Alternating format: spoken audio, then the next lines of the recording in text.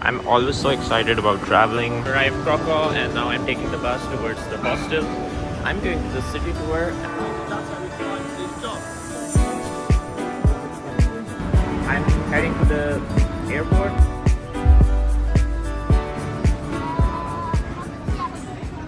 Hello, welcome to another vlog, and I'm in Vienna, but this vlog isn't about Vienna because I'm taking a Flixbus and going to another city. Stay tuned and see.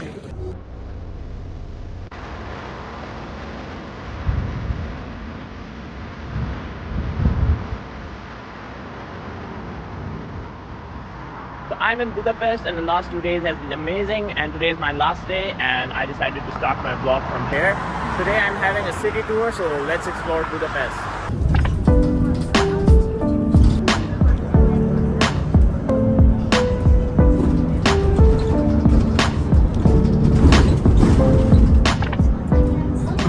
So I have stopped by in the center and now I'm going to the city tour site, and we will be visiting different buildings including the palace, the parliament, the other main sites which I am looking forward to. So let's go on and see what's up next.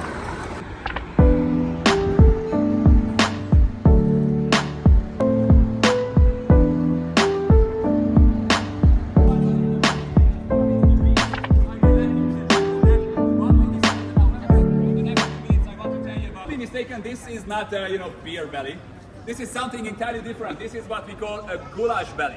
Now, the main different crazy versions these days, including one with Nutella and bananas and things like that.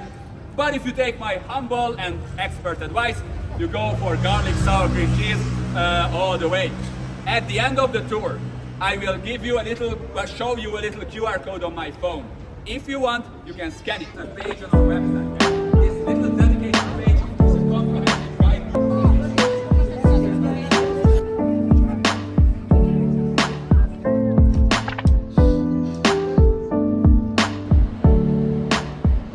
Understand it. The reason why I like to point it out anyway is because there's a typo in it, and I find it amazing that they still haven't fixed it, especially because it quite drastically changes the meaning of the sentence.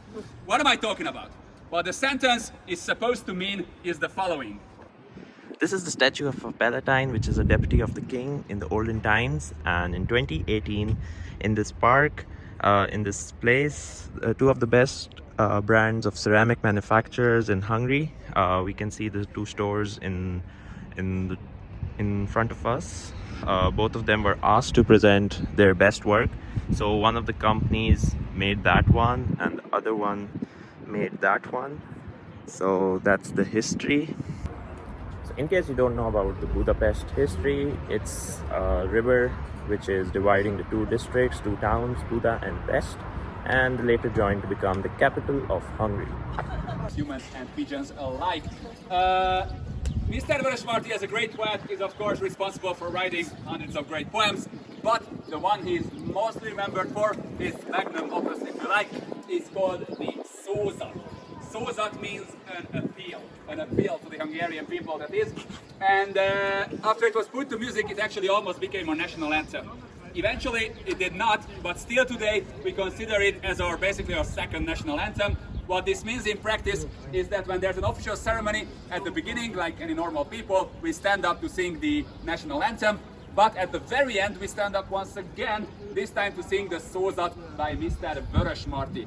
You can also actually read exactly because of that, because it was 1,000 years after 896, which you might remember from our history lesson was the year when the 7 tribes arrived. So in other words, 1896 was the millennial, the 1000th birthday of Hungary. Tons of money spent all year long, world fairs and metro line and market halls, bridges even, lots of things were built for that year. Including the very first metro line of the country, like I said. Of course, the beautiful chain bridge opened in 1849 and then destroyed unfortunately in the Second World War along with all the other bridges of the city during the siege of Budapest, but rebuilt in 1949 on the 100th anniversary of its original opening. The full name of the bridge is actually not just Chain Bridge, but Széchenyi Chain Bridge, because like I implied, it was due to the initiative and for a big part the money of Mr. Széchenyi, who made it possible, and he's doing very well. He's still acting as a university professor in Budapest, and he's actually living pretty close in the castle district of the Buda side over there. A pretty good place to live at, if you ask me. But if there's anybody who deserves it, that's Mr. Ernő Rubik, and the father of the Rubik's Cube. Anything else? Of the Hungarian language. First of all, do you understand Hungarian at all? Not really. Why is that? Well, there are several possible explanations, but one of them is that the Hungarian language, even within European languages, is a very alien one. Why is that? Because almost all European languages, along with many languages of India, belong to the same language family. It's called, to nobody's surprise I believe, the Indo-European language family. And it's a big one. In Europe itself there are only a handful of exceptions, Hungarian being one of them. But why is that? Because if you remember, Hungarians originally came from practically Asia, from the Ural Mountains, and that's why our languages are called the Uralic languages. Ural Mountains, Uralic languages, simple as that. The biggest subgroup of the Uralic languages is called the Finno-Ugric language.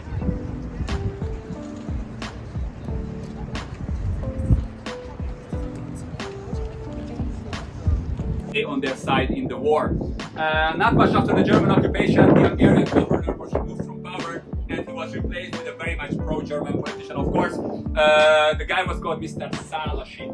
Szálasi also happens to be the head of the Hungarian Nazi party called the Arrow Cross Party. Szálasi and the Arrow Cross Party were only in charge of Hungary for a few months, yet during these few months they managed to do unspeakable damages to Hungary, to Budapest, its population, and of course in particular its Jewish population.